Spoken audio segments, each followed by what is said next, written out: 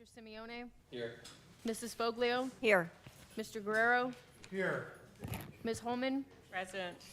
Mrs. Mills? Mrs. DiGiacomo? You get 3 votes. Mr. Timonier? Here. Ms. Cooper? Here. Mr. Khan? Here. Thank you. We have no reports or visitors interacting with council this evening on specific subjects. For the president's report, our next meeting is June the 1st, right? Because that's the first Monday, so that might be a little bit tricky, but our next meeting is going to be June the 1st, so the very first day of the month. Okay, Excuse me, Mr. President. yes, Why would that be tricky? because it's just the first day of the month. Okay, anyway, I want to, before we go on, I just want to mention about the public comment part of the meeting. Last week, I forgot to mention, 5 minutes, you only get to speak once, this and that, and then that sort of became an issue. And the problem I think we're running into, or maybe I'm running into, is we give the speakers 5 minutes, but then when the manager will answer them or the city council will ask them questions, this or that, and then it tends to go beyond a little bit of 5 minutes. So I try to take that into consideration, that, a person may have 5 minutes, but then, he was asked 2 questions and he had comments, and so then I try to let it go a little bit longer. So I think that sometimes makes a situation confusing. For example, like last meeting, a lot of that stuff probably should have been discussed at the city hall between, the manager and the housing department and so on and so forth. But there was parts that should have been, that council asked questions that were relevant. So that's why it may have seemed that there was extra time there. So we'll try to be more cognizant of that, giving somebody their 5 minutes, but then if council asks or interrupt, maybe we can give them a few seconds later. But the one-time speaking rule, we'll make sure that we keep that in force. And I will make sure to mention that at the beginning. I don't think I mentioned it last time because there was hardly anybody here. So. All right, our administrative reports, Mr. Timonier. Thank you, Mr. President. I have a few ordinances to ask for tonight. First, like an ordinance to enter an agreement with Montrose Chrysler Jeep Dodge Ram in Kingsville for the purchase of a Dodge Ram 2500 Tradesman. This truck will be used in the motor maintenance department. Montrose is on state purchasing, so this is through the state purchasing program, and the funds for this will come from Fund 412. The truck is $44,930. Mr. President, do we pay sales tax? We do not, no. Next, also for the Public Works Department, we are in need of a 1-ton dump truck. So this is for a Dodge Ram regular cab 5500 dump truck. This is from Columbiana Chrysler Jeep and Dodge, who actually was less than state purchasing, which allows us to purchase from them. We've done business with them before. They have had vehicles on the ground that other places we would have had to wait 6 to 8 months to get. Both of these vehicles that I'm mentioning tonight are ready for us to pick up once, if approved. So this one is the 5500 dump truck for Public Works, an amount not to exceed $67,344, and that'll also come from Fund 412. There are many vehicles to dispose of that are on our obsolete list, and just a reminder, typically what we do with these, we will advertise them in their conditions. People sometimes have the opportunity to come down and view them, and then we take sealed bids on them. Some of the vehicles we will set minimum pricing for because we do feel that there's some value in them. And then if nobody does bid on them, we would sell them for scrap then. We would try to negotiate for scrap. Typically, somebody ends up taking these and they part them out and do what they can for them, with them. So those are the ordinances I'll be asking for tonight. Just a heads up, we do have a public hearing coming up, the second public hearing on May 26th at 3 p.m. Discuss this year's allocation grant application. We've identified Hobart Hill parking lot as the project for this application. And I intend to bring an ordinance allowing for the application to be filed to the first meeting in June, and the application is actually due on June 10th. So we'll only have that meeting to be able to do this. I can't bring you the ordinance until we have the public hearing. So we did not have anyone show for the first public hearing, and I think we had a meeting last week that the state makes us do in conjunction with this. And then this is the second public hearing to discuss the projects. Mr. Timonier, Mr. President. What time was the first meeting held? I do not recall. I'd have to look on our calendar and see. My guess it was during the workday. The staff is involved in putting that on.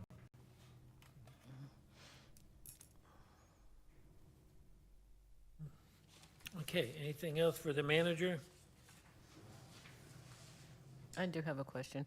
In you all's estimation, how is the sidewalk work coming along? I think it's going well. We've had a couple little snags where we found basements that were extending out underneath the sidewalks where they weren't previously identified by either the owner or when we sonared the area. So a couple of those little hiccups we're dealing with. I think they started pouring today the curbing. So I think we're on track. I want to say it's June 22nd. Well, they'll be done on this side of the side that they're currently on, the west side, and then we'll move over to the east side to start that project. So I think it's going well. Thank you. Yes. And we do have a lot of the facades out to bid right now. Unfortunately, both us and Geneva are seeing some prices coming in a little bit high. So we're balancing all that with Eastgate and our state partners to try to make sure that we have everything under control. We're still going to be okay, but we want to see them awarded and action start on those. But there's several of them out right now. Yep. So if you're anticipating the end of June for this side to be completed, what's your expected date for all of it to be completed? Or the opposite I side of think it? in the contract, September 30th is the drop dead date, where the contractor has to be done with everything. The longest thing that we'll be waiting for is the poles. I think the poles were about a 12-week lead time. The street light poles, that'll come in. Is that all of them? All of them, yes. Mhm. Mr. President, thank you. Mr. Manager, I got a couple of questions that got emailed to me. Can a golf cart that is already licensed and registered elsewhere, is it still required to pass the Ashtabula inspection before operating in the city? I believe so, yes. After a vehicle accident, who is responsible for the cleanup of debris, fluids on the roadway? The vehicle owner, the insurance company, the towing company? I think at the moment it's the towing company after the accident. The towing company does it? Correct, Chief?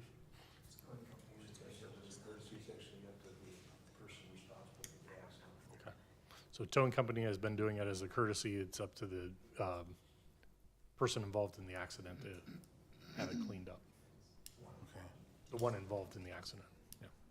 And can we get a clarification on why the crosswalk on Bridge Street near the parking lot was removed and whether any additional pedestrian safety measures are planned there? The crosswalk that was, I'm guessing by the parking lot, the new I'm parking lot that assuming. was installed, because there was no streets.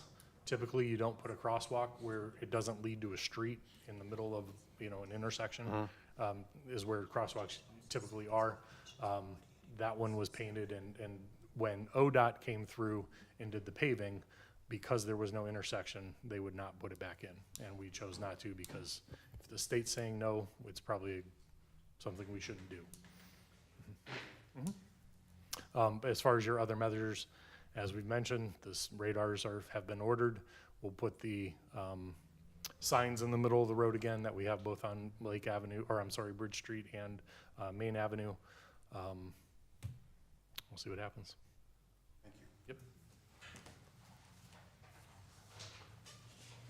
Anything else for the manager? Mr. Khan? Thank you, Mr. President. We have 3 items for tonight, and the first one is an ordinance authorizing finance director to enter into an individual employment agreement with Ms. Rochelle Babcock for a 2-year period commencing on June 8, 2026. The second item is an ordinance to make supplemental changes to appropriations in the general fund and all other funds listed on Exhibit A for current expenses and other expenditures of the City of Ashtabula, State of Ohio, for the period of January 1st through December 31st, 2026, in the amount of $273,036.45. The breakdown is on the last page. And the last item is an ordinance enacting adoption of the City of Ashtabula capital improvement policy attached to the ordinance. Mr. Khan, I didn't mean to disturb you, but do we usually do an ordinance for hiring a person in your department? I was recommended to pass an ordinance because it's a non-standard contract. Usually, there is a non-union policy, and that dictates a certain amount of time off. But this is an individual employment agreement with more benefits than they are in the general non-union policies. So that, So special things have to be added? yeah, Okay. extra. What will she be doing? She's our replacement for Ms. Carolyn Sheldon, Assistant it's Finance Director. Carolyn's. This is Carolyn's replacement. Okay. So basically, So I understand now, I didn't know it was Carolyn's job. I Yeah, mean, yeah. now that you say that, yes, I understand. and the contract is also for a definite period of 2 years, commencing on June 8, 2026, and continuing until June 7, 2028. Okay. And she'll have time she's going to overlap with Carolyn's Yes. before Carolyn retires. About five weeks of onboarding and training with Okay, Carolyn. so Carolyn's going in August then, sometime in August? July 17th. Yeah, June, July, yeah. But Carolyn will be taking some vacation time prior to the actual retirement date. Okay, all right, well, that's good. She'll have time to work with her then. Mr. President, Yes. Mr. Khan, it appears that the last time there was a transition when 2 folks had the same title, that wasn't allowed. Is this the same case, or is this a little different? It's my understanding that it's a little different because finance directors are appointed by the city council, and I believe it's in the city charter that specifies that there cannot be 2 finance directors. But assistant finance director is appointed by the finance director, so I believe we're allowed to have 2 assistant finance directors for the onboarding purposes. That's my understanding. So, Mr. President? Yes. The last time it was a charter issue. The charter only allows for 1 finance director. There's no such prohibition with this position. That's the difference. So if we were a bigger operation, we needed like 4 assistants, we could. Sure, sure. Thank Just- you, Madam yeah. Solicitor.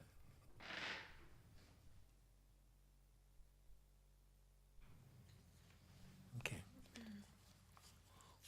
Anything else? I think Mr. Khan was, I think I interrupted. Oh, thank you, Mr. Khan. Ms. Cooper, do you have anything for us? I do not. Thank you, Ms. Cooper. And Ms. Milberg. Thank you, Mr. President. I have a ribbon cutting ceremony at 521 Wellness and Training on Thursday, May 21st at 2 p.m. The address is 635 Lake Avenue. Do we know where 635 Lake Avenue is, Mr. Manager? It'd be down by White Chalk? Down by Harbor Heights. No, White Chalks would be, I've tried to find this place. the because donut shop would be 500 block, and the White Chalks would be the 600 block. What's it called again? 521 Wellness and Training. Oh, is that the old dentist office? There's two offices in one building over, it's right on the corner, it's, is it Mops and Brooms, I think is in there. Oh, I saw It- mops and brooms. I believe Okay. it's right next to All right, it. I know where mops and brooms is. I'm sorry, could you please repeat that date? Thursday, May 21st at 2 PM. It says Thursday at 2 PM. Oh, Now, okay. is this training for you or training that's open to? This is a ribbon cutting ceremony for a new business. Thank you. 2 PM? 2 PM. And the address one more time? 635 Lake Avenue.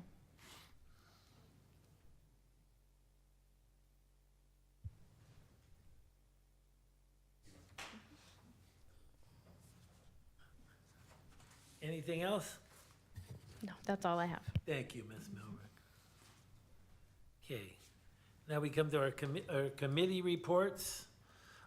Community Development, I believe, had a meeting. Yes, so, in the absence of Chairwoman Jane DiGiacomo, I will give her report in her absence. May 26, 2026, the Community Development, Economic Development, Parks and Recreation Committee met on May 6, 2026 at 5:30 PM here in council chambers. The committee received a presentation from organizers of the America 250 Ashtabula County celebration regarding plans for the countywide July 4th event in Jefferson, Ohio. Planned activities include a historical parade, live music, artisan vendors, family activities, historical exhibits, and fireworks. Discussion of included opportunities for inclusive historical representation and highlighting the local Underground Railroad Museum.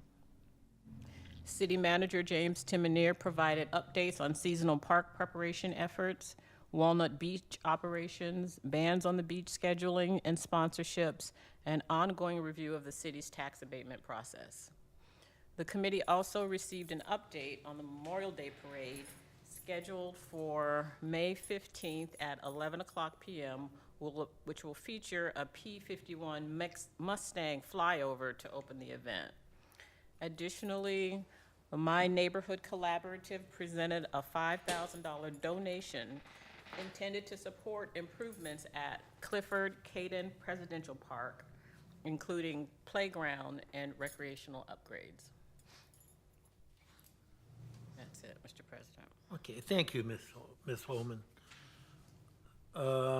Finance and Personnel had a meeting, I believe, also? Yes, we did.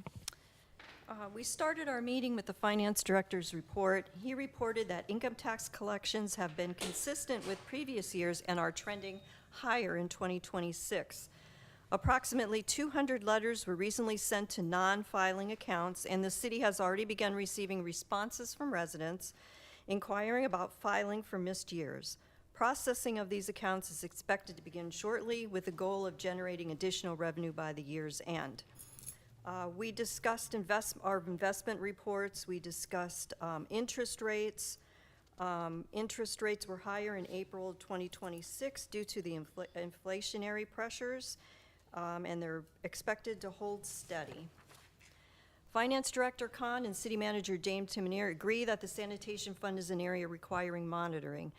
The city manager noted that the current billing cycle timing means recent rate increases that we passed last year are only now beginning to be reflected in the revenue. He also reported that the solid waste district contract for the Saturday recycling drop-off was negotiated, with the county contribution increasing from approximately $240 to $400, $420 per Saturday, which will help us offset operational costs. Looking ahead, the city manager identified significant capital needs for sanitation fund, including replacement of the sanitation trucks, approximately $275,000 to $300 each, roof repair at the sanitation facility, which is badly needed, and complete citywide curbside recycling at an estimated cost of $300,000. The city manager also provided an update on infrastructure coordination with Aqua Ohio and Dominion Energy, noting ongoing utility cuts throughout the city. He advised that Lake Avenue water line replacement is planned in 2 phases, one to the underpass this year, and from the underpass to Route 20 the following year, with the goal of paving Lake Avenue in 2027. It is coming. GPD Group is being engaged for planning, and Aqua Ohio is expected to contribute significantly. The manager's report, he updated several personnel and operational matters. One new police officer from the academy has been hired. The entrance exam for firefighters has been scheduled for June 7th, and positions added for the sewer jet operation. One additional hire is underway, with at least one more position expected to open following the retirement of Mr. Fortune later this month. We are in desperate need of part-time seasonal staffing. The city received only 2 applications, and I think maybe when the kids get home from college, maybe you'll see a few more coming in, I hope. We discussed the YMCA situation with lifeguards. He explained that the YMCA is also struggling to staff their own pool, and we discussed how we would do the lifeguards this year. We are the only municipality in the county maintaining lifeguards at a public beach. The city manager noted that the new fire truck has begun assembly, yay. And we should get it, well, we're not sure when we're gonna get fall. Fall. We also had a discussion regarding municipal court's use of the credit card, and our next meeting falls on the Juneteenth holiday, June 19th, so we will cancel that meeting, and our next meeting will be July 17th. That's it. Thank you. Thank you, Mrs. Foglio.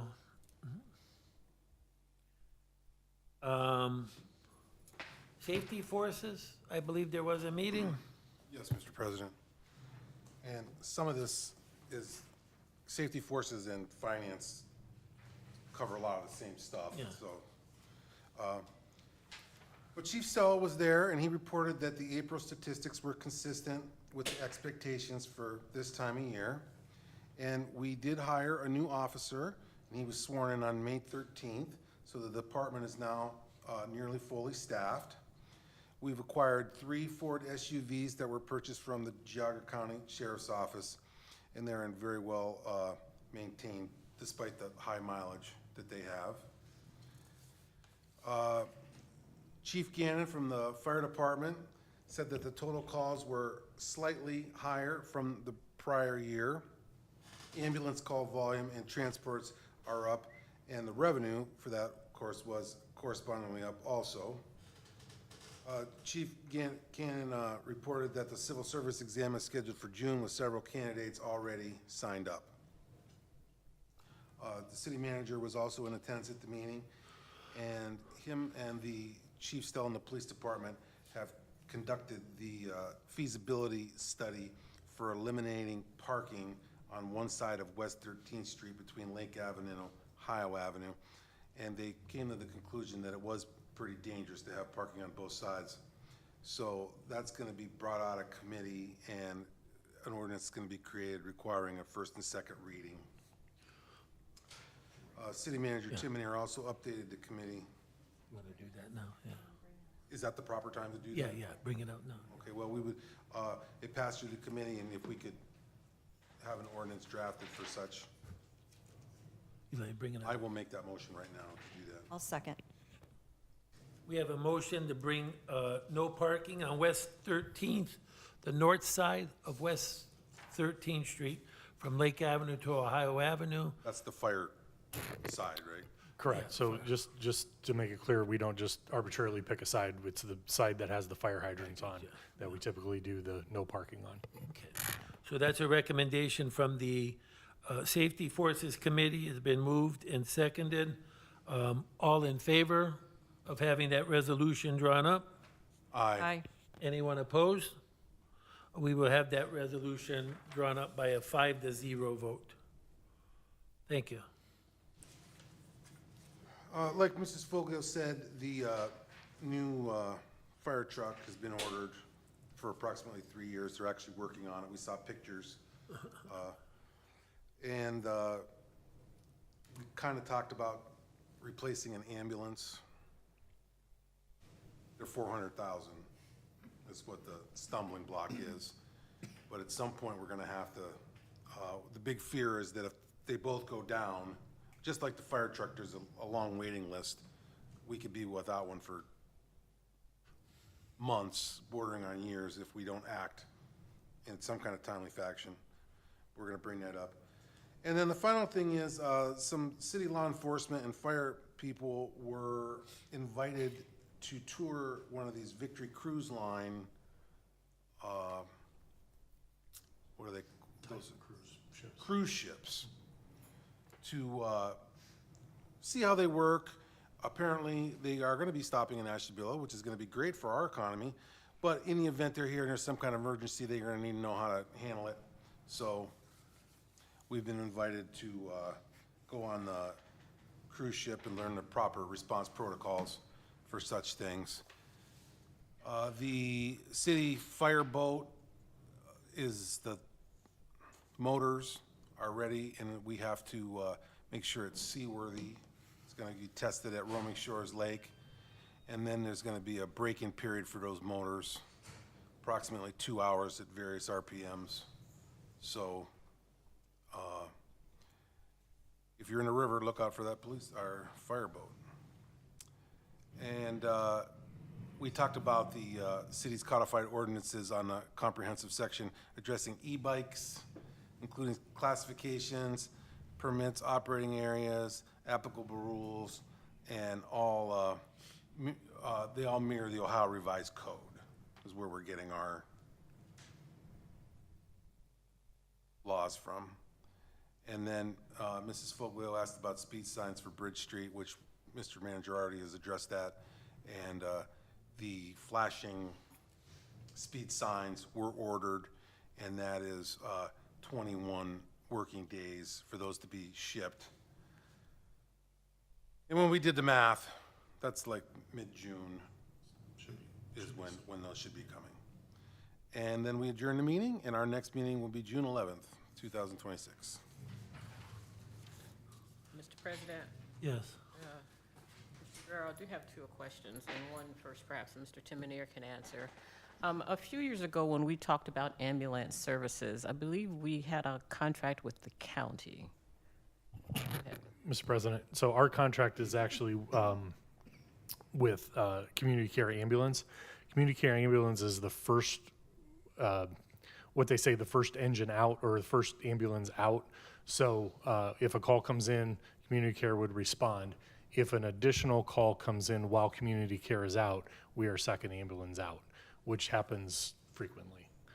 There's also times where we provide mutual aid to Community Care. If it's an ALS situation where we need advanced life support, where they need advanced life support based on the call, the engine will usually go with Community Care. Or if it's an ALS call for us, all the staff will go with an engine and with the ambulance. So is Community Care with the county? No, Community Care is its own entity. Okay, so, Yes. yeah, I'm a bit baffled, because I thought we had a relationship where we used the county for some services. The county doesn't have an ambulance district. Now, there are districts within the county, and we have mutual aid response with Saybrook, with Ashtabula Township. So if a third call were to come in, Saybrook and Ashtabula would respond. And the same thing with one of the townships. If they were out and needed us to assist or needed us to respond, we would respond there. So we have mutual aid contracts throughout the county. That might be what you're thinking of. Okay, so this one that you're referring to, Mr. Guerrero, is for the city ambulatory services only? Yeah, this would be for the city's our fire ambulance. department. Yes, for our fire department, yes. And my next question is, it came up previously about speed signs, and are the speed signs that you mentioned for Bridge Street only, or are you looking for them in different places across the city? Yeah, we're buying one that's permanent, that will be run on solar, and then one that's portable. So the batteries last about 5 to 7 days. So as we change the batteries, we'll move them around the community. So am I understanding that we're only going to have two? Yes, the there's city? only two. For now. And no permanent signs? will go Just up? one that's permanent, yes, And that's the one on Bridge Street? correct. And so has there been conversation around additional speed limit signs in different parts of the city? These aren't the Permanent. speed limit signs, these are the radar signs. Ah. Yeah, the speed limit signs we can put up anywhere. But these are the ones that are the radar that'll tell you your speed as you're going. Yes. Thank you. Anything else? Okay. Mr. President? Yes. If I might, the minutes from the committee meeting should reflect that the boat is the police department boat and that it's shared with the fire department, or that the fire department is given permission to use it. But it is the police department boat. Oh, okay. For grant purposes, it has to be the police department boat. Okay, we're correct. Yeah, good, yeah. Yeah, because the minutes actually do say city fire boat, so. Yeah, that means correct. Yeah, it was correct now. Okay, Right, Chief? good. Thank you for letting us know that, yeah. Okay, safety for, Public Works, there will be no Public Works meeting this month. That would have been fourth Tuesday, which was next week, but we're not having that meeting. The next meeting will be June 23rd, will be the next Public Works meeting. And at that meeting, we will have Miss Lisa Newsome, who is the superintendent of the Ashtabula Area City Schools. She will be visiting us at that meeting, and as you know, they recently had some bad news regarding the renewal levy. So we will have Ms. Newsome come in and share with us how how that may impact them, and if any way we could help or assist them moving forward. And then I think in August, we are going to try to have the director from Kent State Ashtabula come in, Kent State University from Ashtabula. There's talk in Columbus about our university system in Ohio, and between our schools and our colleges, they seem to be coming under, I don't know what word to use, but a lot of criticism, and their funding is not what it should be, or not what it was or could be. So we want to make sure that we keep these two partnerships and these two relationships, that we're aware of what they're doing and how we can assist them, because both the schools and Kent State are so vital to us here in our city. So that'll be June 23rd, and then later in August. Thank you.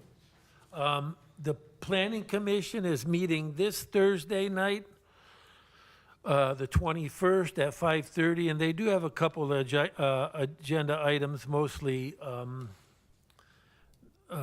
just changes allowing for meeting places, and I think and such, nothing earth-shattering. The Architecture Board met last week. They had 3 things they approved. The new signs on Tucanis Restaurant and Bar, which will be the old Lakeway Restaurant. And I guess Tucanis is like a bird. It refers to the bird. So they are approving their new, they approved their new signs for that business. They approved signs for the Remedy Salon on Bridge Street. They approved signs for Patina on the Lake, which is an antique store, also on Bridge Street. And then they are working with one of the businesses down in the harbor regarding paint colors and so forth. And what they're finding is a lot of these buildings are so old, when they go to paint them, it's presenting problems, so they don't want to power wash them and spray, because that's not, the brick is 150 years old probably. So they're working with that business on Bridge Street on that. And so and their next meeting is in June. Also, I will get the date for that. So that was the Architecture Board. Okay. Thank you. Mr. President, Yes. thinking about next meeting dates, what was omitted from the report that I will inform folks that the next Community Development, Economic Development, Parks and Recreation Committee will meet on June 3rd at 5:30 here in Council Chambers. Okay, thank you, yeah. All right, very good. Is there any discussion of new business or proposed legislation? No? Is there any discussion of old business, or we have one item for second reading. Is there any discussion of old business or legislation on for second reading? Mr. President? Yeah. I don't really know if this should be under old business or for the good of the order. But I was reflecting on our last meeting and the guy that came here that wanted to build a garage in his backyard.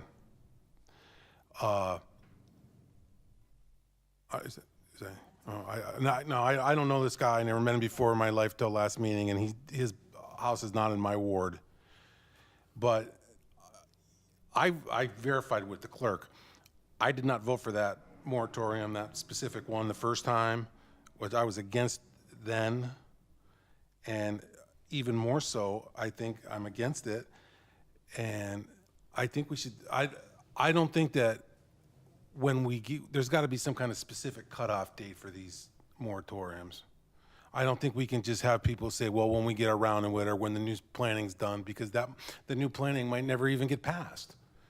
We don't know that. And, if someone has a piece of property and they have the frontage and they have whatever the building code suggests that you need to build on, this gentleman here, I think he handled that a lot better than I would have at that meeting. I mean, to just be told, you can't do this until we decide otherwise, without any kind of cutoff date or reevaluation of these moratoriums, I really think we need to address that at some point in some time, because we can't have everyone on hold every one time someone wants to put a garage up.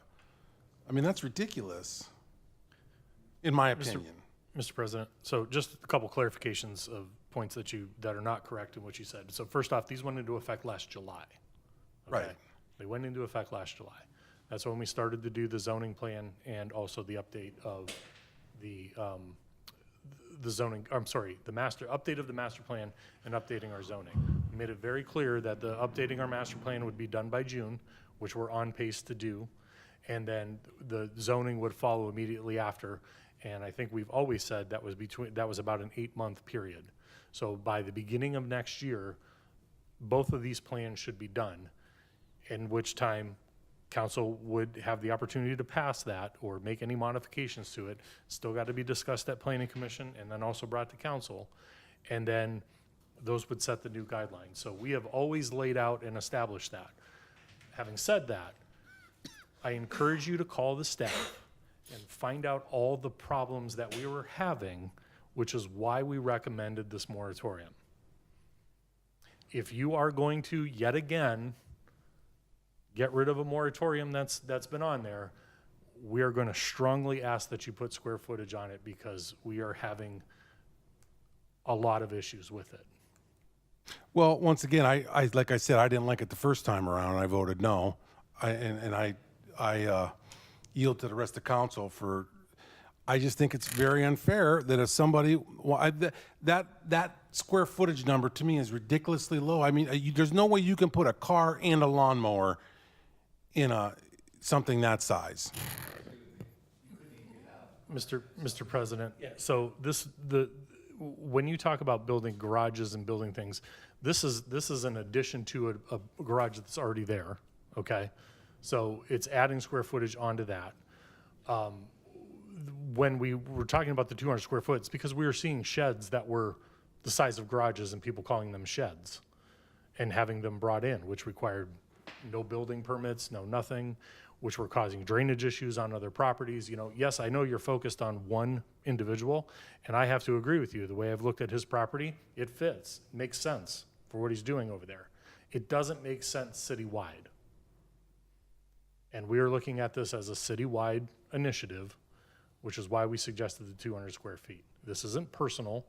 I know people think it's personal. It really isn't. But that's how we landed on those numbers. We have shipping containers showing up. We have, like I said, issues with lot lines and setbacks.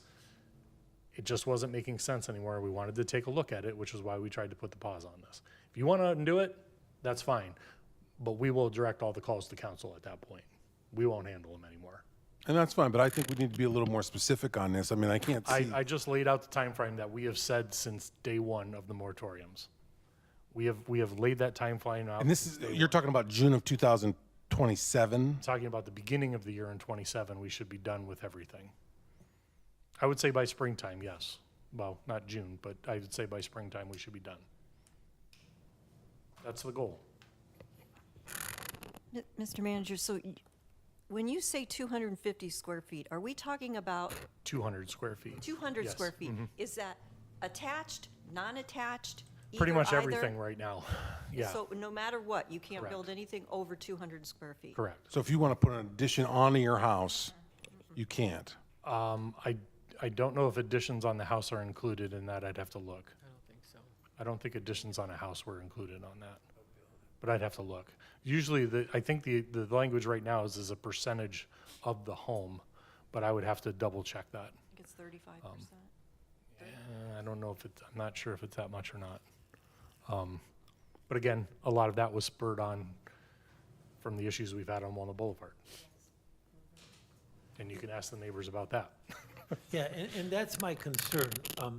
You know, we did this, because like you say, we had that big thing on Walnut Boulevard go up. And, you know, and we tried to stop that and we couldn't do that. But my concern is there any way, and Ms. Cooper, maybe you could help me here, is there any way that we could, because this seems, you know, like Mr. Keene here, he has a big yard, you know, and his yard can hold the building that he wants to build. Other yards in the city might not be able to do that. So my concern would be, you know, we allow it like in Mr. Keene's yard, but, you know, where the houses are all like close to close on like, say, Myrtle or Linden, and you wouldn't want a big building there. Is there a way that we could personalize this, or, you know what I'm saying? Like, you know, you could have a building of such and such a size if your yard size is so many square feet, or are we getting into trouble there by doing something like that, you know? I was thinking they can do that. Why couldn't they? I don't know. So, Mr. President, as the ordinance reads right now, no, there's a moratorium. Right, yeah. If you repeal the moratorium, you can replace it with whatever you'd like, including the possibility of allowing citizens the opportunity to file for a variance from the moratorium. Then if they want to build something, the moratorium would stay in place. If they want to build something, they would have to file for a variance. That would go to the planning committee, and then if the planning committee said no, they could appeal to city council.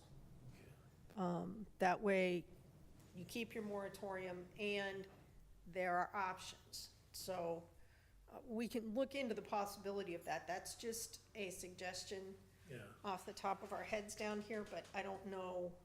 Well, I just think, you know, like I said, and then what would happen is like the property owner would go to the city and say, you know, I have an acre lot. I have a big lot for the city and I want to build this. So the city would recommend to the planning commission, okay, we No, that's not the way a variance works. I'm sorry.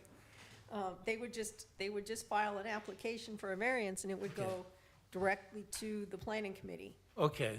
Planning And then commission, planning committee. The planning member of the commission. planning committee, And, a lot of times though, the city will give input to the planning commission. if They'll- requested, Yeah, the if city can. requested, okay. But we're Yeah. gonna have to look at whether there have to be guidelines for those variances too. And Okay. that may get to be more cumbersome than council wants to do, because how do you determine if this person gets variance but this person doesn't? Yeah, So and that's my concern, you know.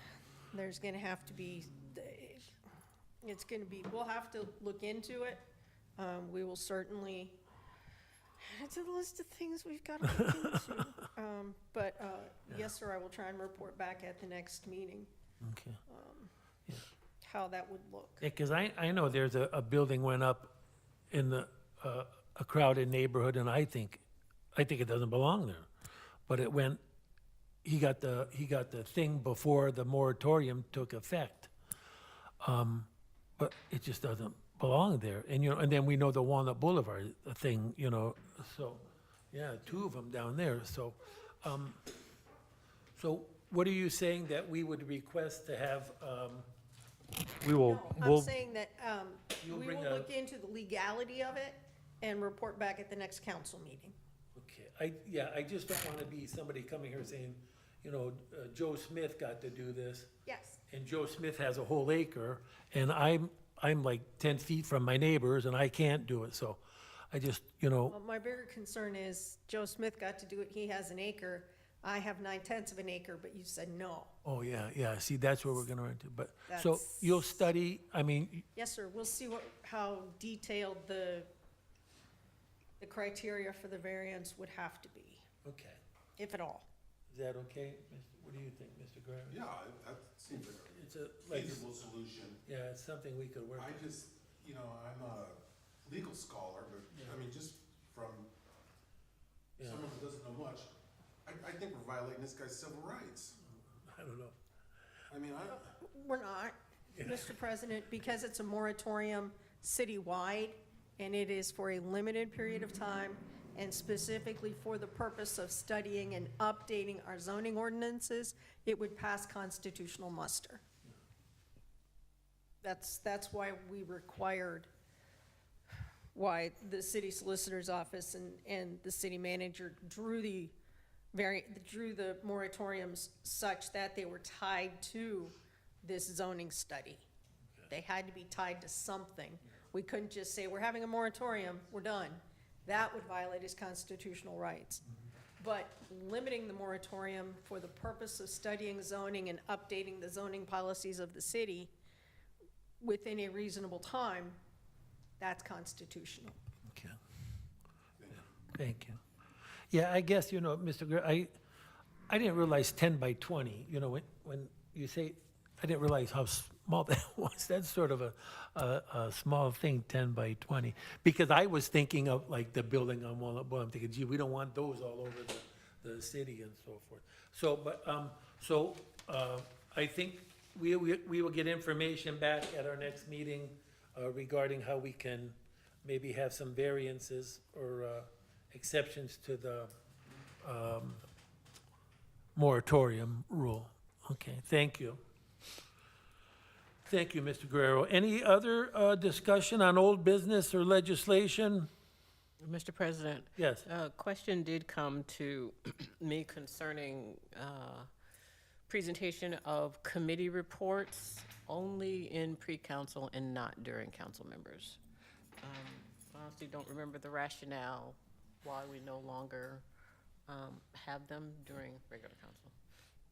Mr. President? Yes.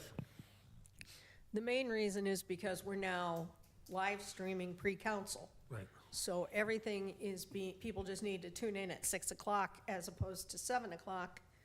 But everything that's being said and done in pre-council is being live streamed to the public.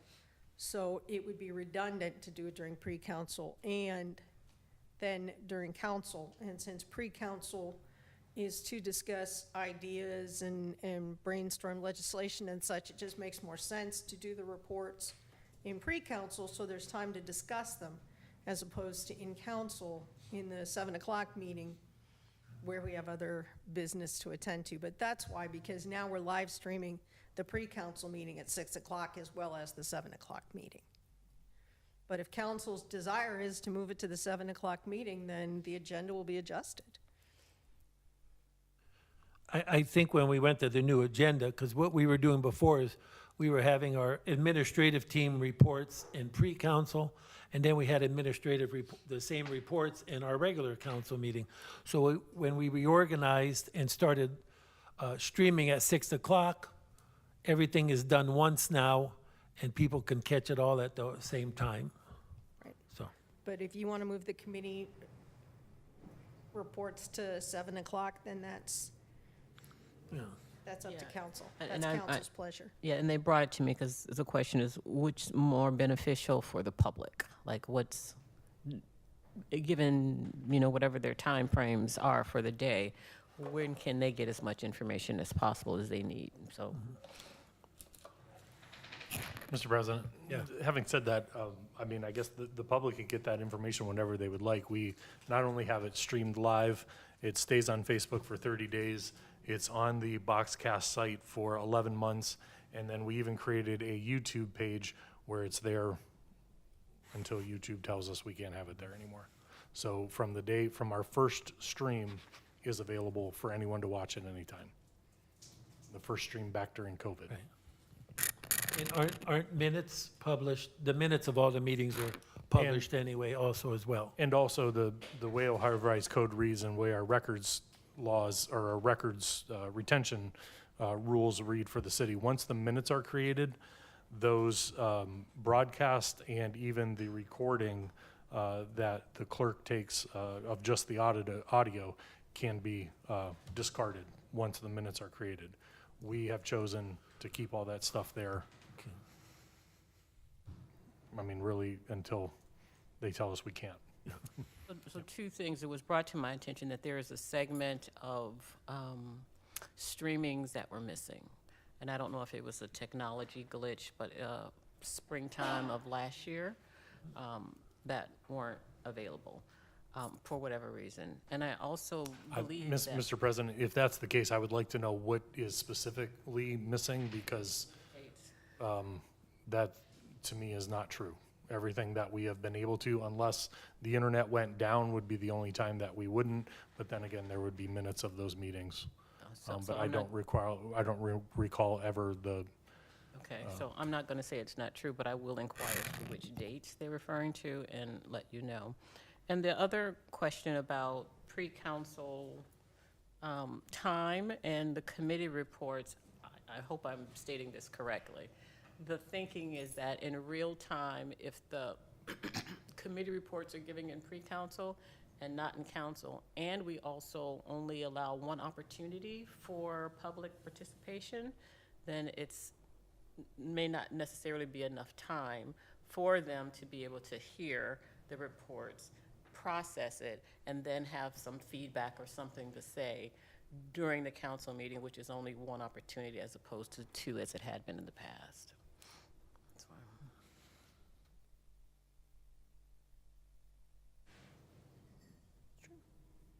Any other thoughts on that? Okay, all right, we will go on then. Is there any discussion for the good of the order?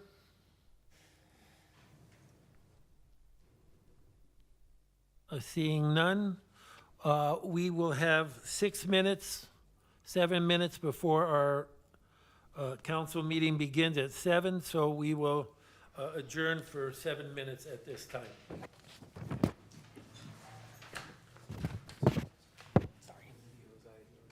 Sitting out in the middle of everything. It's like from like 2023 on, but then if you go into the video.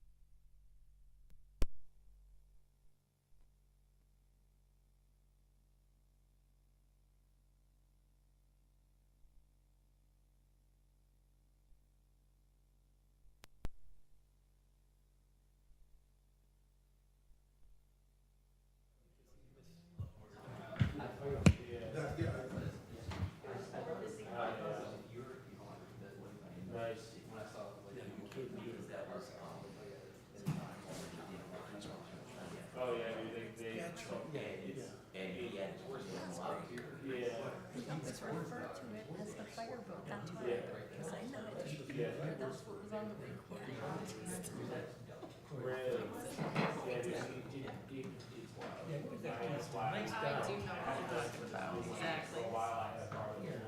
He wanted to run against me.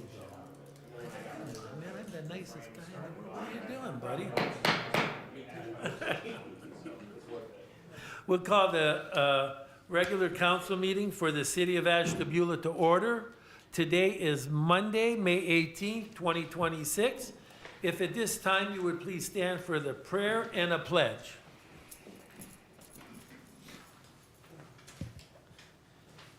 Heavenly Father, we ask you to let your inspiration precede this council's actions and all of us that are present here today.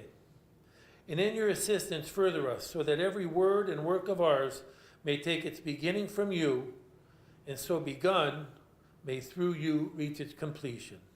Amen.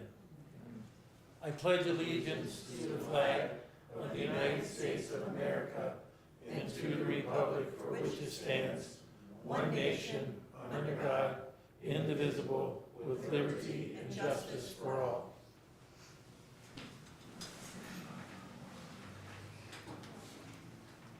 Ms. Milberg, would you please call the roll? Ms. Holman, Present. Mrs. Mills, Mrs. DiGiacomo, Mrs. Foglio, Here. Mr. Guerrero, Here. Mr. Simeone, Here. Mr. Roskovich, Here. Mr. Timonier, Here. Ms. Cooper. Here. Mr. Khan. Here. Thank you. May I have a motion to excuse Mrs. Mills from tonight's meeting? So moved. Second. We have a motion by Mrs. Foglio, a second by Ms. Holman. Is there any discussion? All in favor? Aye. Anyone opposed? Mrs. Mills will be excused by a 5-0 vote. May I have a motion to excuse Mrs. DiGiacomo from tonight's meeting? So moved. Second. Motion by Mrs. Foglio, a second by Ms. Holman. Any discussion? All in favor? Aye. Anyone opposed? Mrs. DiGiacomo will be excused by a 5-0 vote. We have a sunshine law certification, and we have a quorum, and we will begin with our reading of the legislation.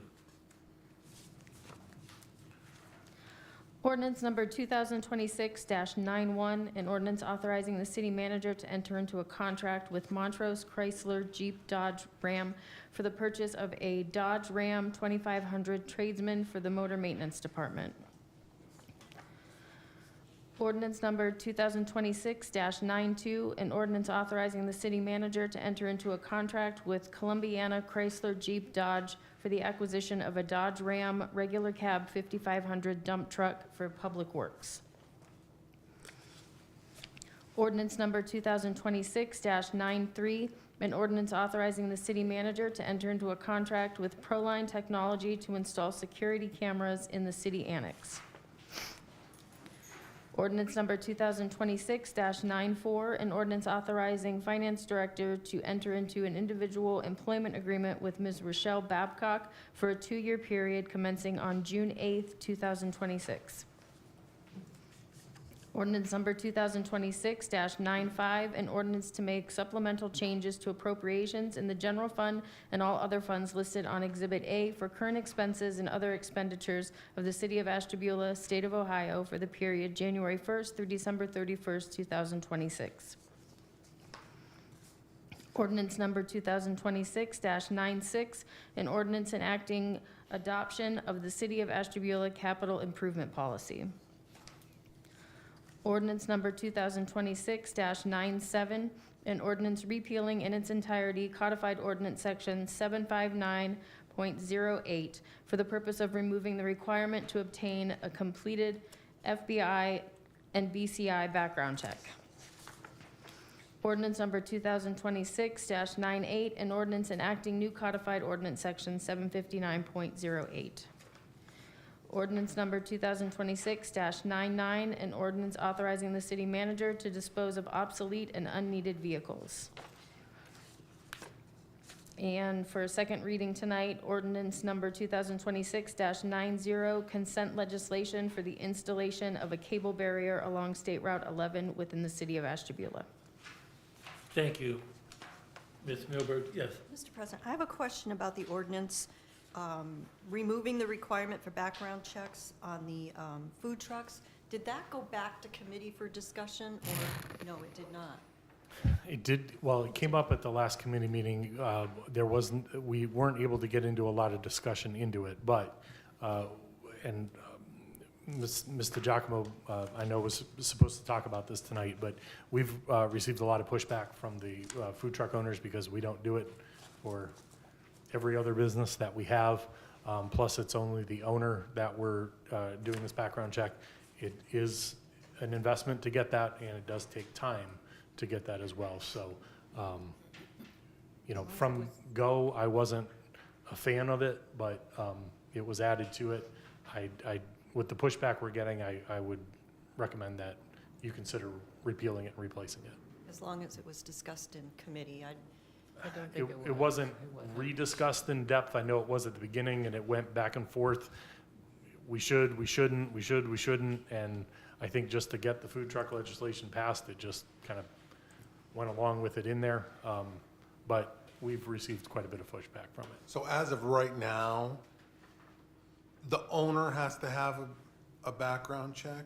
Both BCI and FBI, And Just the owner, though. just Just the the owner, owner. just the owner? Just the owner. which we don't do for any business that opens up in the city, Need brick and mortar. I had to get mortar one. or anything. Well, you may have to for your license, but, I mean, we don't, tobacco stores, restaurants, car dealerships, there's nothing that requires that from the city, where the city says you have to have it in order to operate. So how did we start that in the first place? I think there was a lot of discussion around ice cream trucks, and it led into everything else. Mr. President, Mr. Timonir, if you don't mind, a part of that conversation was bricks and mortar buildings. Adults primarily come to those for a particular purpose. They go to the brick and mortar. The food trucks are on wheels, and they go into neighborhoods where there are children. And there was a robust discussion around putting safety precautions in place and guidelines for those businesses who are going into neighborhoods seeking both adult and children to make purchases. So I think that was primarily some of the pushback around it. And to Councilor Foglio's point, I would prefer that it go back to council for more conversation, actually, I would. Because I just don't think enough conversation was had.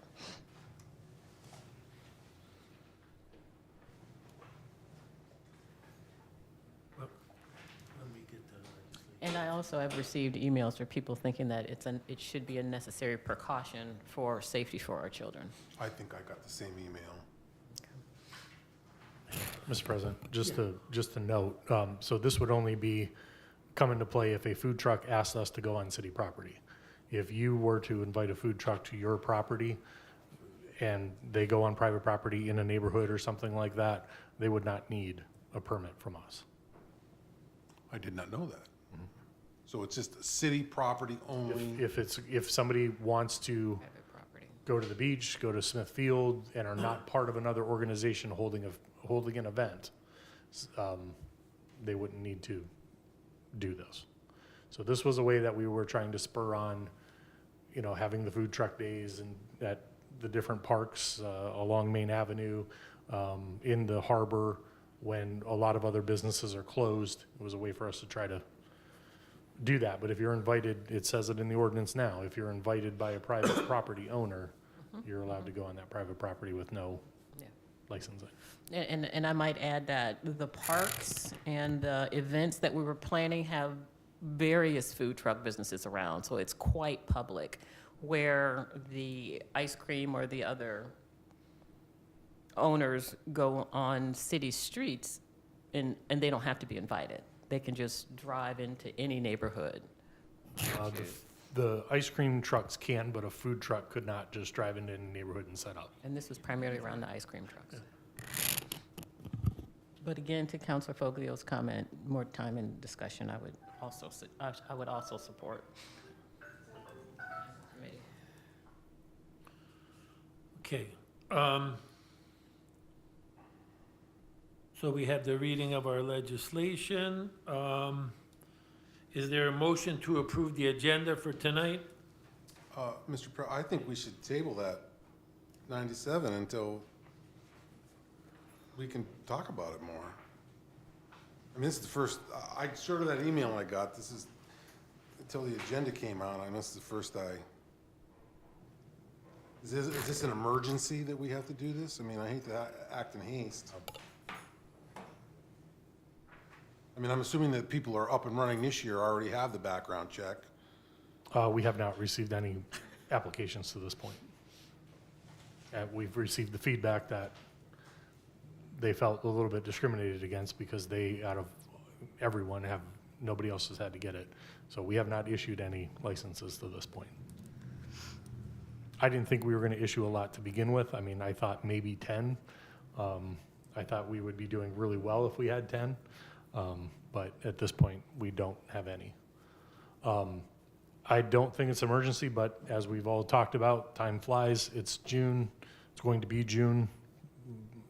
We've So, other things pressing. I have to ask, Madam Solicitor, the BCI check and the FBI, I mean, just going down to Thomas Jefferson School and sticking your fingers in, is that what this is all about? They would have to go to the sheriff's department, I believe. Yeah. Isn't there a place on Route 84 So, that does it? Mr. President, Yes. you have to go to the sheriff's department. You schedule an appointment, you go to the sheriff's department, it's like a $25 fee, and they'll do the BCI and the FBI background check at the same time. It comes back, depending on what your background is, pretty quickly. I don't think that's that big of a hardship for the owner. It's actually, I think it's 40 for each, isn't it? 40 for BCI and 40 and 48. So 40 and it's 48. $88 So it's total $88 to get for it, both of them. for both of them. But the turnaround's pretty quick. Yeah, and so it's not, probably about 2 weeks, Stacy, at the most. They say 30 days, but usually they come back quicker than that unless there's issues. Because I know we had to get them so that we could get Oleg, and we had them back in less than a week, so. So, but- Mr. Timmer, like, if I see the lobster truck in front of the brewery, or if I see private property, Fat Sally's have all those, so this wouldn't affect that at all? No, it wouldn't affect Wine and Walleye, it wouldn't affect the Beach Glass Festival, it wouldn't Yeah. affect anything that happens on Main Avenue. This would just be if we tried to do some things to spur on activity. So what would be, you mentioned Walnut Beach is not city property? It is, yeah, So they would have to have one there? correct. Now, if somebody was holding a festival on the beach, then no. So if Our Lady of Peace Parish had food trucks on their property, they would be licensed as far as the health department goes and making sure that they're doing all the food safety stuff. They would not have to have this permit, which we put into effect last year. But if the city, I'm just a random. But if I citizen, said- I wanna have four, we wanna have 4 food trucks. If couldn't we do said, it. we want to do a Monday at Smithfield Food Truck Park, and no other entity was sponsoring it. It was just the city saying, we're going to open it up to some food trucks, have at it. They would all have to be licensed. All right, you convinced me. I mean, if it's that narrow of that is being discriminated against, I guess. Yeah. Well, I mean, if you want to have more discussion around it, that's fine. I mean, there is a group that, where we kind of worked with, took the idea and ran with it of the food truck. You probably have seen it out there, Food Truck Mondays. They're going to try to do that at Smithfield, but it's an organization that's sponsoring it. So they won't, So it doesn't apply to them? doesn't apply to them. Yeah. But if we wanted to do something similar and say, up at Kevin Cornelius Park, or bringing something over to Caden, or doing something at West 38th Street, and it wasn't sponsored by, or an event by, then they would need it. So you're really talking. And I do, this food truck legislation was oft discussed. It Well, was in, discussed. you know, because it is popular and because we were getting questions about, hey, we would like to block off a couple of parking spaces and set up on Bridge Street, on Mondays when the majority of places are closed. We thought, well, we just can't have people doing it whenever they want. They should have a permit and be licensed to do so. So those are some of the things that we were trying to prevent with the legislation. How often it'll happen, I don't know. All right, okay, so let's go, we can move to approve the agenda unless somebody would like part of it taken out. Do you still want to take them out or move forward? No, I guess I didn't realize it was such a small window of, Okay. I thought it was all food trucks. If it doesn't apply to all of them, then I agree, it's not that fair. Okay, all right, President, before you, oh, I'm sorry. No, I was gonna say, it would apply to all of them if they wanted to be part of a city-sponsored event. So just to be clear about that, but if it's another organization or you're invited to private property, I think the only thing it would really change for, I think we have, ice cream trucks, I think, fall into this food truck legislation area. So that would remove that, which we don't do right now anyway. Do we have any ice cream trucks in this? It's been a long time since It we've, has, we yeah, I was haven't gonna, seen- yeah. it's been a long time since we've had them. Ms. Cooper, did you want to add something for us? I had not a question about the food truck legislation, but about a matter that was on the last agenda. The payroll ordinance, the repeal and replace was tabled. Right, Do you intend to leave it tabled or add it to this agenda? yeah, I would bring it up, if we want to take it off the table, we would do it at this point, Yes, sir. but we don't have the ordinances drawn up, or you have them? Yeah, they were drawn up for the last meeting. Okay, so we'll just take them off the table and put them back on? You would need a motion and a second. Yeah, to take them off the table, Yes, sir, and Yeah. put them on the agenda. okay. Is there anyone who would like to make that motion to take those off the table? Seeing no one, I guess we'll leave them on the table. I think we want just some more information about that, or what were we wait? I know last time I just didn't know what was happening, that it was another person, or it was one person moving up. It was confusing to me. So one person, the person who was doing finances left. Okay, Another person has now been moved into the finance spot. okay, She was the supervisory clerk of criminal and traffic. yeah, And so now she's the finance clerk person. And that's why Judge moved her into this spot now. okay. Then they're gonna hire a new clerk They at a didn't? base level. So Okay, the theory is that when they hire the new clerk, her salary will be such that it will make up for the increase in the salary of the person they've moved to finance financially, so that their budget will stay relatively the same. That's as it was explained to me. is there a way we can get like a then, like, this is the court in April, these are the positions, these are the wages and so forth. And this is gonna be the court in June after we make these hires and these, so that we can compare and see? Did we have that? It would be, if you look at the ordinance that you're repealing, Yeah, that will be the salaries as of April. okay, And if you look at the ordinance you're replacing it with, that would be the salaries once it takes right. effect. But what about So, the positions? Because some of them changed, right? the people got moved around, Okay. but the positions didn't change. No. All right, maybe that's what was confusing. Yes, It sir. did change. Mr. President, The title of the finance person may have Yes. changed, but there's always been since I've been working at the court, there's always been one person who kind of did the finance stuff. She's now gone, so now Maria is doing the finance stuff. And that's, they asked for it. She was the criminal traffic court supervisor, and now she's gonna be the finance clerk, whatever they call it. But she's essentially doing essentially the same job as the person who left.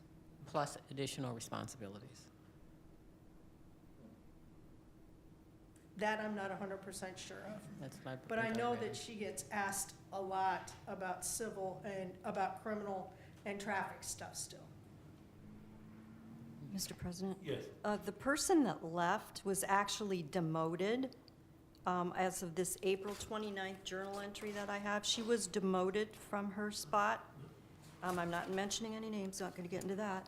And the other person was a supervisor of traffic criminal, and she was promoted. So, The person who was demoted has since left. yes, after, but she was demoted and then left. It's, Yes. according to the judge's email today, that they immediately dismissed her, which is Yes. not the case. Well, Demoting, and then she left. It's, I mean, of course, I so would, there's a lot going on that I can't explain. exactly, because I am the understand that, attorney that's why I for don't the want court. to, yeah. I can tell you that the sequence of events is not, the sequence of events and the judge's email is not as nefarious as it sounds. When the court became aware of an issue, the court immediately took action. Interested. And that person is no longer there. The demotion had to do with another issue. And who is that person supervised by? Tanya. Anya. Okay. I'm not gonna go into names. Because, Let's Don't- discuss. yeah, don't the, mention it. and the reason I say that is because the criminal traffic supervisor supervised only the clerks who were inputting criminal matters, traffic matters, motions. She did the jury trial information for the judge. She set the jury trial schedule. She did the criminal and traffic schedules for each day. She did the in jails when Ms. Amato wasn't available. Ms. Amato worked with the financial clerk who is no longer with the court. Okay. So that's why I say, that's my experience there in terms of supervision. The traffic criminal person, as long as I've been there, has been working with the criminal traffic people, supervising them, directing them, instructing them, and really I never saw her have anything to do with directing or supervising the financial clerk. And I asked for a employee, oh God, what do you call those things, where it explains what you do? Job description? Job description, I'm sorry, thank you. Okay, And I never got one. okay. Mr. President, Yes. I also think it's because, Mr. Guerrero, you can correct me, but you just said you hadn't, last meeting, you said you hadn't seen it, and you just wanted time to read it, and there was a question around who actually saw the email, and you also noted that it was already processed through the courts, and so what's our role in it? You seem to have tabled it only because you hadn't read it, so if that was the only reason why it was tabled, then why is it, and I don't even think tabling is the right word, honestly, why is it still stuck in legislation? Okay, so, Mr. President, it's in legislation because this body, this became a problem payroll day, because the court has ordered payroll set at a certain rate. The person that does the payroll replies and is responsible to this legislative body. As this legislative body, which controls the purse, has not allocated that money and not approved that payroll, we are not in compliance with the court's order. The court's order, that person was not given that new salary because this body has not approved that. So they were paid at the old rate. At some point, that's gonna come to a head. And like I said, right now, we're not in compliance with the court's order. So at some point, the court could issue a contempt citation and then we'd have to go from there. There's no talk of that right now. I'm trying to mediate a resolution here Yeah. so that we can just get things moving on, but at this point, that's the problem and why I asked about it, because the payroll people called me and said, what am I supposed to do? I've got this judgment entry and I've got this ordinance, and they don't match. So because So, you have the if I- power of the purse, we followed the payroll ordinance. Mr. President, we lost an employee, we hired within with the raise to fill that position. Correct. And then that person's job is being hired out now at a base rate. A person was promoted from within to cover that person's position as well. So Okay. there were two people promoted essentially in the clerk's office. So now there is an entry-level position that has to be filled. And that Okay. entry-level position obviously will not make as much as the person who left. Well, I will make a motion to take that off the table, to vote on that now. I mean, there's no sense in prolonging the, Yeah. So we have a motion Second. and a second.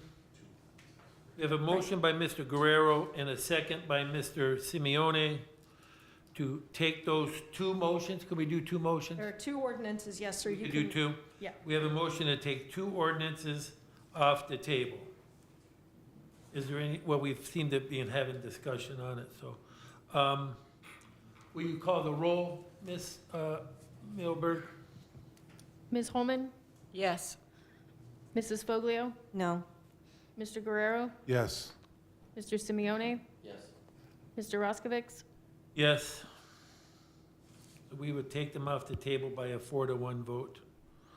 Okay. So now, Ms. Milberg, when you read us the legislation later, you'll add those two.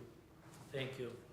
Okay, we will have a motion to approve the order of the agenda. So moved. Thank you, Mrs. Foglio. Second.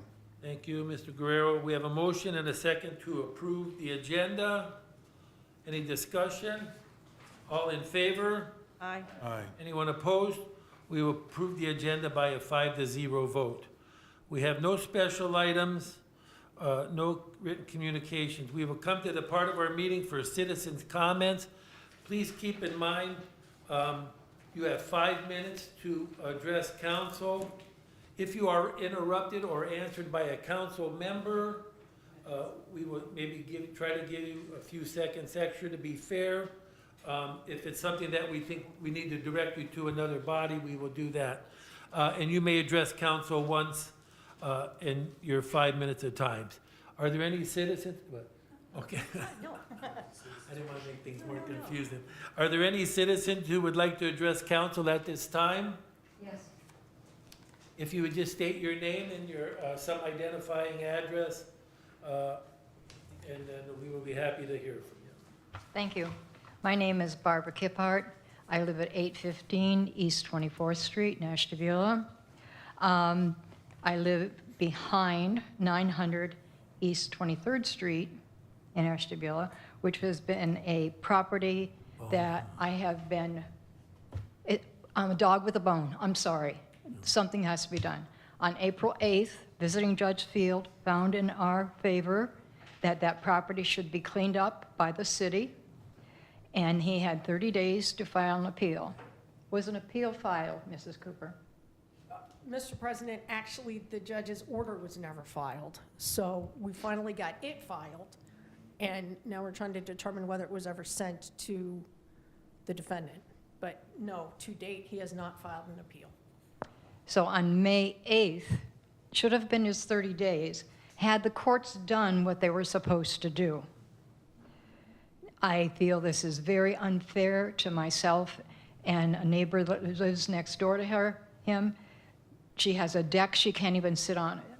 It's a bi-level home. It looks right into this mess. I brought to you today photographs of what we're living with. If you'd like to have them, I'd be glad to distribute them. I'll also give you a copy. Ma'am, did you say Judge Field? Yes. He was a visiting judge. Was that John? He's been dead for years. Or, oh, no, okay. It's the judge from out of town. I'm like, that's just, He was alive. He was there. when she said Judge Field, it's like, Yeah, Judge Fields, Oh, in the Fields, okay. computer? and I forget where he is. Oh, really? Oh, okay, maybe I did, yeah. Yeah, you know, Oh, my goodness. you know, Ms. Kipper, Mr. Pugliese brought this to council when he was here, and that was, 2 counselors, you know, he's been replaced 2 times, so. Yeah, Mr. Pugliese was on this too. The He one, was on- the one photo shows his backyard from, if you look at it with this here, this is my property, and this is his. There are over 5 vehicles, which Judge Field said he could keep because he had them licensed. There's no way they were licensed. Mr. Nelson couldn't even get into this backyard to see. There's over 5 lawnmowers, there's debris, and if the one picture I showed you is a patio that I spent $3,000 putting in. That little building in back there is full of critters. Today, the temperature in my yard was 89 degrees. Do you know what I smelled? Dead critters. Now, I don't know what you can do, but I'm not waiting another 30 days and losing my whole summer dealing with this. My next step is I'm calling the media, and I'm going to get this public, because I will not stand another 30 days. Not at all. Mr. President, Ms. Cooper, totally understand her frustration. It took months to get this to a hearing in the first place. It's been And 5 years. Once we got the, It's been longer than that. It actually goes back to 2015. yeah. I just, our staff, I know the solicitor's office have done a lot to try to get this remedied. We've been waiting on judgments from the court. well, there's now a court order in place that gives the city the authority to go in and clean it up. What's the date on that order, please? I know that, Because I've heard conflicting things that they found one that was filed, and So because let I've been checking around. so the easiest thing to do is to go to the clerk's website and see when it was filed, because you're right. He said it on April 8th. Yes. He read from a judgment entry. Ms. Colgan checked the docket repeatedly, trying to find that judgment entry having been filed, and it wasn't. Who was supposed to file it? Clerk's office. Well, who in the clerk's office? Who dropped the ball? I want to know who dropped the ball. I don't know. I know. Well, find out. I don't know that I can, because I don't control the clerk's office. Okay, who But- does? So Are you the the clerk? judge does. No, she's not the. It's Judge DiGiacomo.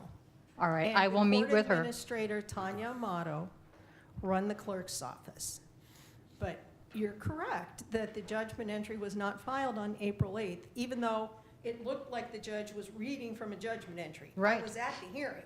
It looked like he was reading from something. So Catherine kept asking about it, looking on the docket for it. And I want to say, last week or 2 weeks ago, I don't remember for sure, she finally got an answer from the clerk's office, and they said, well, we weren't sure if Judge Fields wanted it filed this way, and so it got filed. So approximately last week, so I'm waiting another 3 weeks? This is not acceptable. I don't disagree. And I really am going to get the media involved, because if you can't keep your stuff straight, the rest of us are the ones that are being punished. You wouldn't like it in your yard, your mother's yard, or your sister's backyard, and that's what I'm dealing with. And today, I smell dead animals. Come on over. I invite all of you to come and sit on my patio and watch animals crawl in and out of that building and have the smell that I'm dealing with. Okay. All right. Thank you, Ms. Kippert. Anyone else who would like to address council at this time?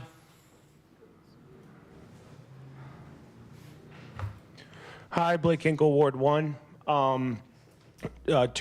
Two things. The first, in regards to the food truck legislation, so the purpose or thinking behind was for the ice cream man. Does the ice, was it just said in conversation that the ice cream man doesn't even need or get the oversight if he drives on the street, or am I misunderstanding?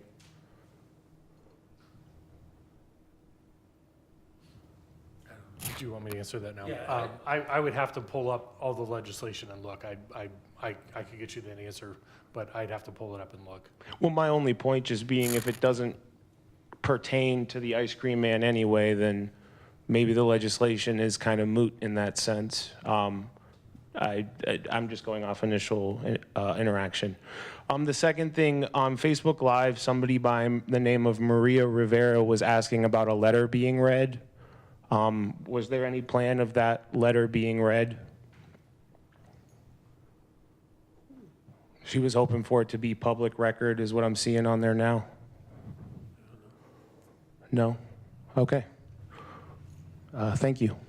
Thank you, Mr. Hinkle. Anyone else who would like to address council?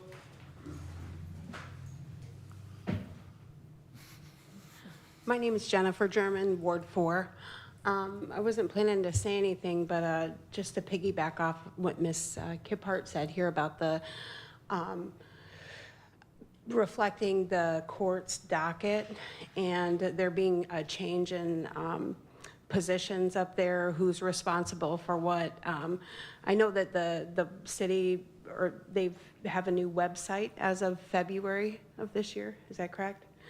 And it doesn't, from what I can see, and I look on there many times in the position that I have, I reference the court docket often, and there appears to be missing judgment entries, not for all of the cases, but I've found it to be true that all of them have not had the same, had the docket rolled into this new website. So how can you request documents that were previously judgment entries and that were on the docket that are no longer, they've just kind of disappeared, but not for all of them? Mr. President, if I might, you would have to either email the court administrator or go there in person and ask for a copy. Okay.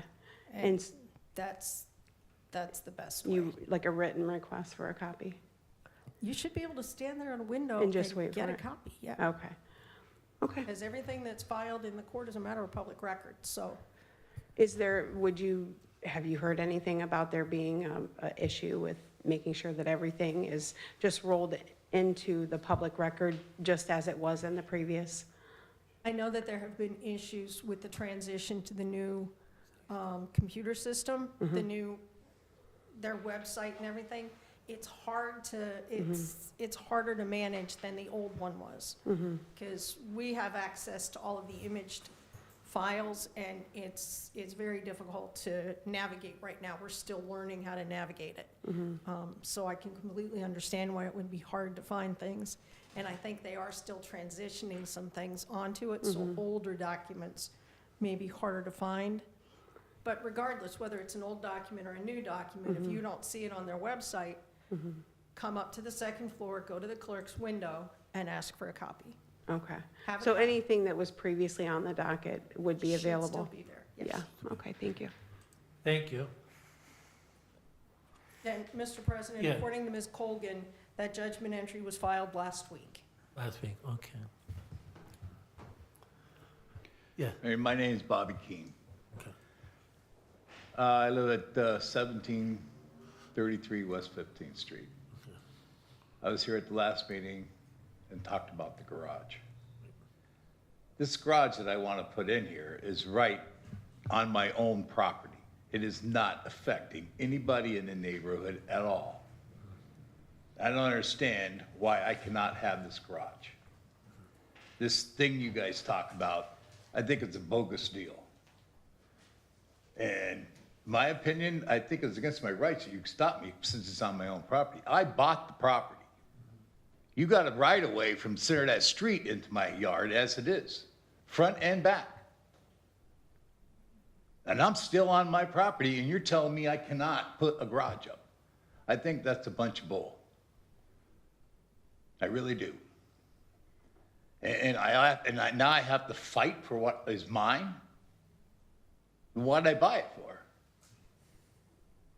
Should have stayed with the city. It's my opinion.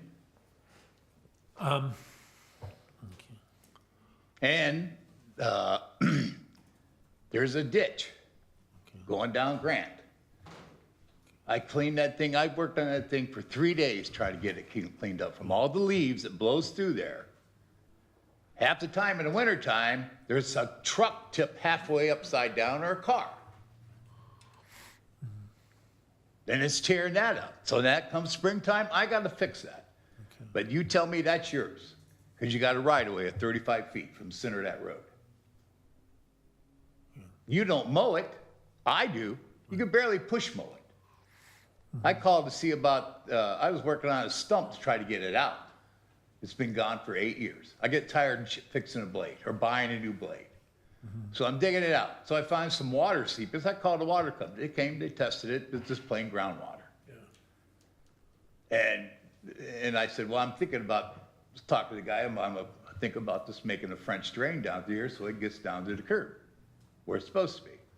He said, you might want to talk to the city about it. So I called about it.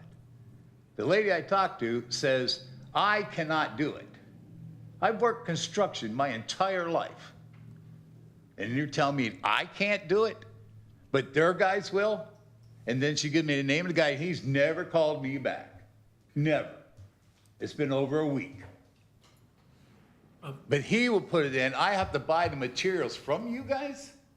I don't. I could buy the material myself, probably a lot cheaper. Yeah. And do it myself. Mr. Keene, I don't know how that works with the drainage ditch. Like I said, I don't know how that's done. I know it happened in my neighborhood. The city came and put a pipe down. The property owner wanted to do it, but he couldn't. So that eventually the city did come down and do it. So I don't know how that works. He but I paid think- them for it. Huh? The way I understand from her, I have to pay them and I have to buy the materials from the city. Oh, like I said, I wouldn't know that. You'd have to contact the I city did. offices. Okay. You know, that's what she told me on the phone. All right, I'm not sure about that. And with regards to your garage, obviously, you heard, we're going to, the solicitor and the manager are gonna try to bring us something so that we can have some kind of like a carve out or some kind of explanation or exception or something that, because the moratorium is a concern for some of the counselors, so. but Well, I that hope may- you come up with something, because here pretty soon, I'm just gonna get an attorney. This guy that was gonna do it for me at a certain price has now pushed it back. Yeah, And now it's gonna probably cost me more because you keep telling me I can't do it. yeah, So I gotta keep putting him off. I understand. And now his price will probably go up, and it's gonna cost me even more. You're gonna get my city taxes from it. It's gonna raise my taxes, I know that for a fact. And it's gonna raise my insurance, I know that for a fact. And now you tell me I can't do this because of some bogus thing you got going on. I need it solved, or I will get an attorney, Okay. because I think it's nothing but BS. Well, like I said, we are gonna, you were here tonight, so Yeah, I was here. we are gonna have a discussion. See if Has any of you ever drove where that is? Pardon? Have any of you ever drove by where that is? You're my councilman. You probably even know where the street is. I'm in the on 14, so it's somewhere between mine and 2. You're on my council, I know you are. I voted for you, you came down my street. I looked. Yeah, I know where you live. I got plenty of room. Yeah.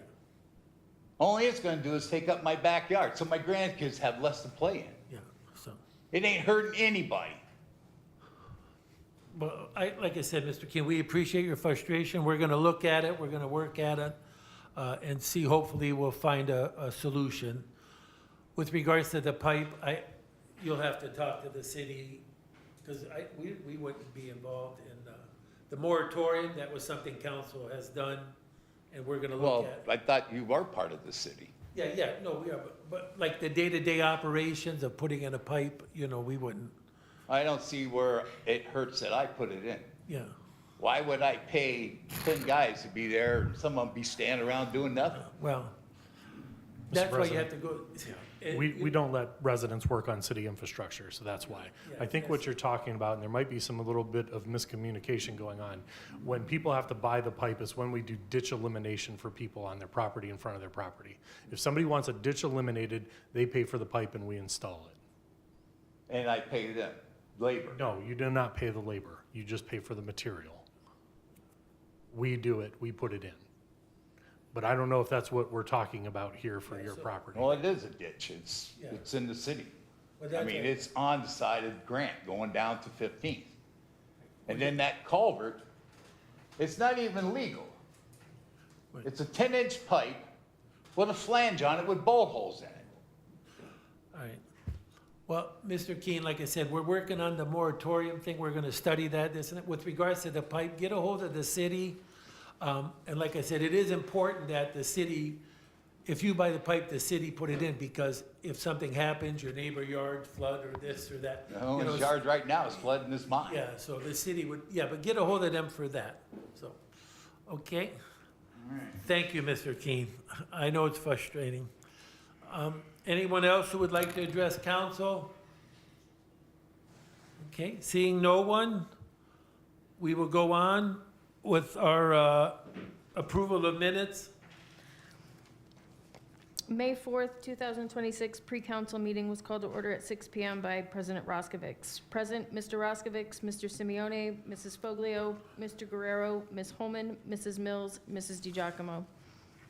Officers present were City Manager Timonier, City Solicitor Cooper, Finance Director Khan, and Clerk of Council Milberg. May I have a motion to waive the reading of the minutes? So moved. I will second. Any discussion? I do have one comment. During a time of some discomfort about the legality of sharing out employee information, I did question whether the appropriateness of the space. So for the record, I would just like that included in the minutes. Thank you. Okay, any other discussion? All in favor of approving the minutes with the additional suggestion? All in favor? Aye. Anyone opposed? We will do that by a 5-0 vote.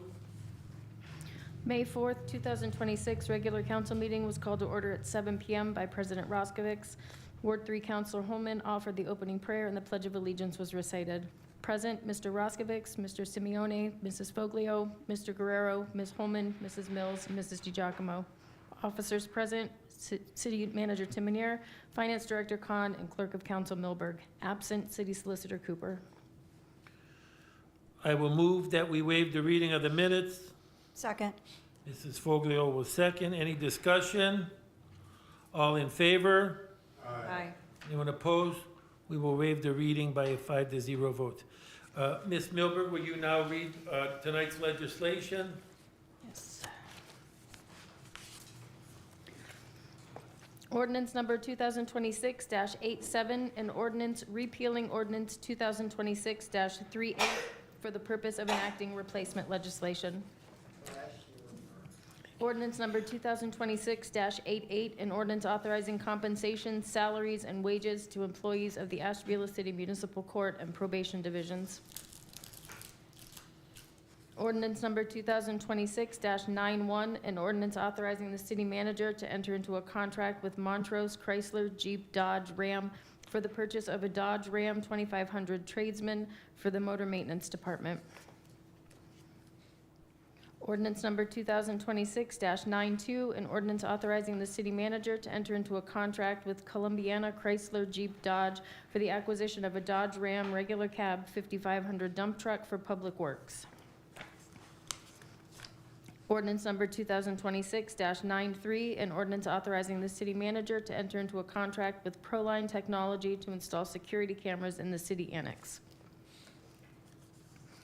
Ordinance number 2026-94, an ordinance authorizing the finance director to enter into an individual employment agreement with Ms. Rochelle Babcock for a 2-year period commencing on June 8th, 2026.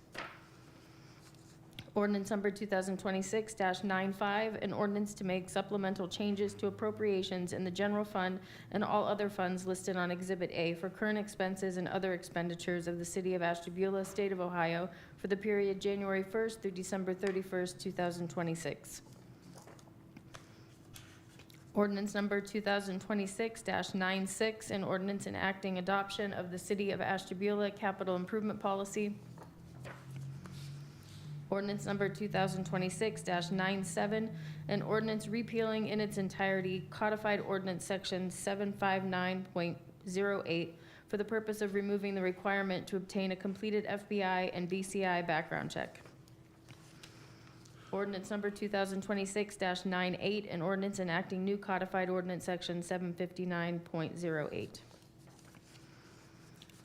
Ordinance number 2026-99, an ordinance authorizing the city manager to dispose of obsolete and unneeded vehicles. Thank you, Ms. Milberg. Is it council's desire to handle these items in consent agenda format? No, it is not. And my proposal is that ordinance number 2026-97 be returned to committee for further discussion. And I'd like 2026, 87, and 88 held out. It's not on here, it's the. Okay, all right. Okay, so we will, okay,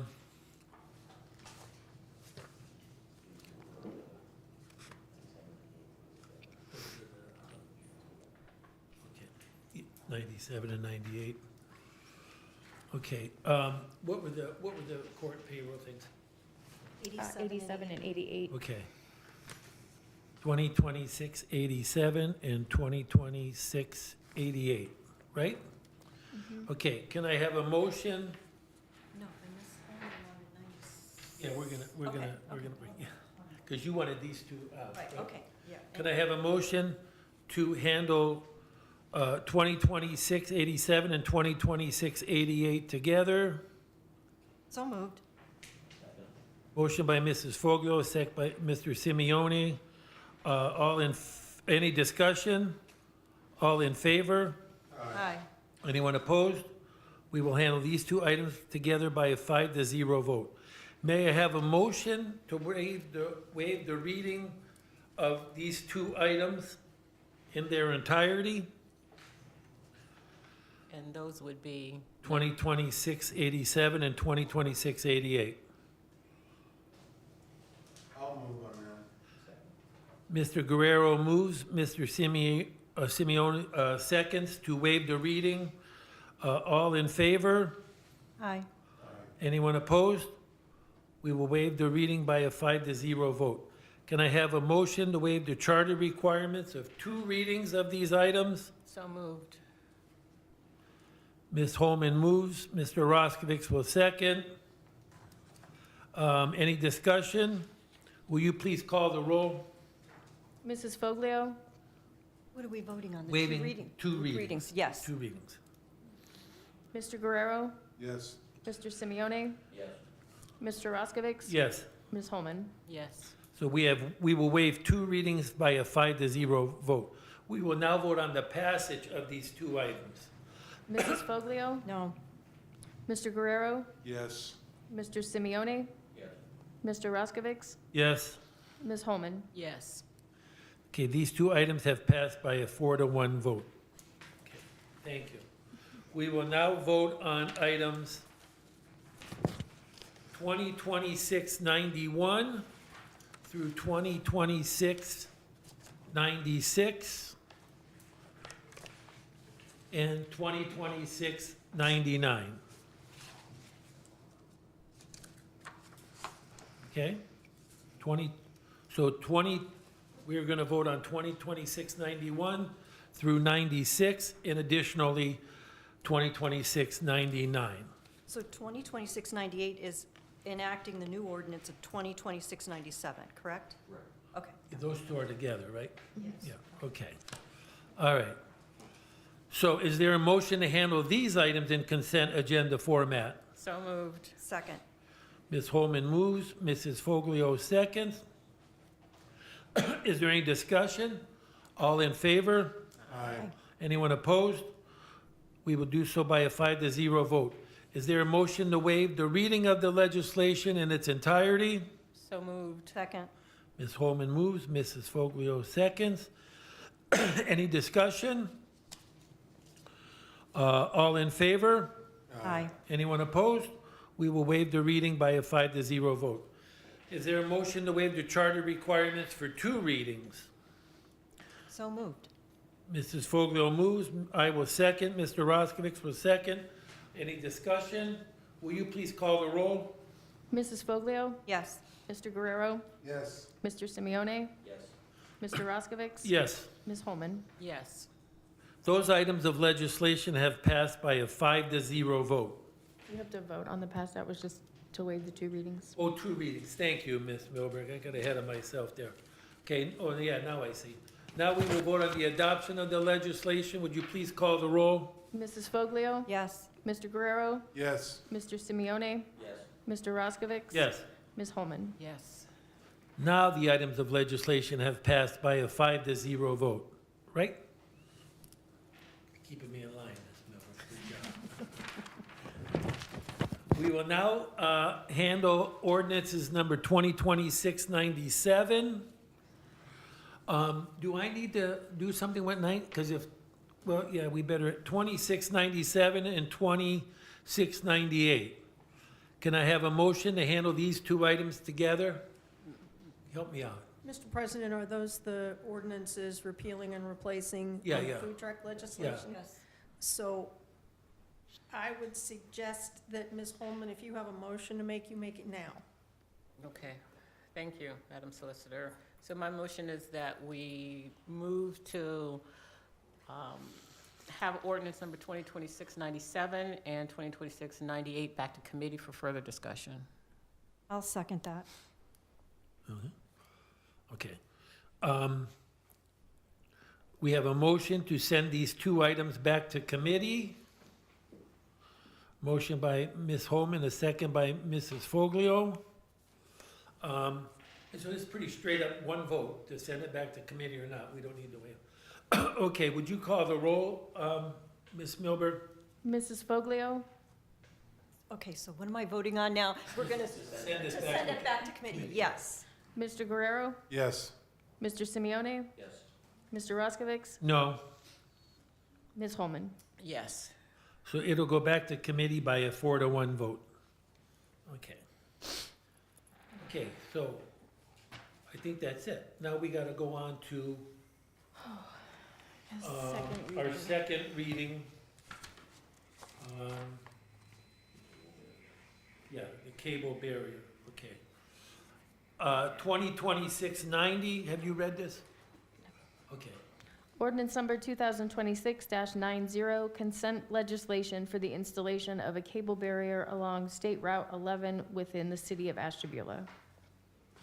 Okay, I have a motion to waive the reading of the legislation in its entirety. So moved. Second. Go ahead. Mrs. Foglio moves, Ms. Holman seconds. Any discussion? All in favor? Aye. Anyone opposed? We will waive the reading by a 5-0 vote. This has already had a first reading, so now we will vote on the adoption of the legislation. Would you please call the roll? Mrs. Foglio, Yes. Mr. Guerrero, Yes. Mr. Simeone, Yes. Mr. Roskovich. Yes. Ms. Holman. Yes. And this item of legislation has passed by a 5-0 vote.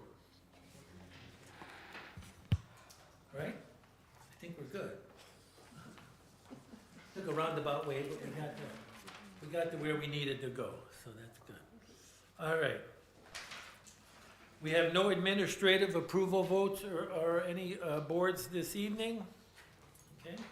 Does anyone have anything for tell us something we don't know? I do. Thank you. Thank you, Mrs. Fogle. Final preparations are being made and have been made for the Our Lady of Peace Parish Festival, which will be June 11th through the 14th from 5 p.m. to 10 p.m. 2100 West 21st Street, I think, Mount Carmel, the old Mount Carmel Church. Thursday is Kids Night and features the Kings of the Castle from Conneaut and the Slack, which are groups of teenagers. So we're trying to get kids and teens down there on Thursday night. Friday night is our Chiefs band, the Rough Cut. Saturday night is Good Question, are coming together back for us. Sunday is Blue Siren, and the fireworks on Sunday night are at 10 p.m., so come down and have some good Italian food and listen to some great bands. And they're gonna have rides. Yes, rides. Yeah, a lot of rides this year. 16.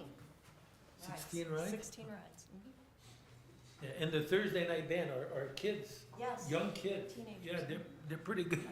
Young kids from Conneaut, good. Okay, does anyone else have anything for tell us something we don't know? Here's a bit of information that will dovetail into ending the meeting. I bet you people don't know that for the city cleanup, 5,000 pounds of trash, 30 tires, and it covered 34 routes of picking up trash in the city. And so the committee would like to thank residents, county residents, city employees, council members who attended, Signature Health for lunch, and everyone else who participated in the successful city cleanup, and we look forward to next year. Mr. Timmer, did you want to add anything to that? Mr. President, I would just like to add, so last year, we picked up over 15,000 pounds and over 90 tires. So it is making a difference. Thank you. Thank you, Ms. Holman, for that report. Mr. Timonier, thank you. Anyone else for anything? Just as I mentioned in the architecture report, several new businesses opening up on Bridge Street, so if you got a chance or a cause to visit them. And if not, anything else, we will see you again on June the 1st. Our June meeting is on the very first day of the month. So June the 1st, and we will see you then at 6 o'clock. Until then, enjoy your holiday weekend and holiday week and have a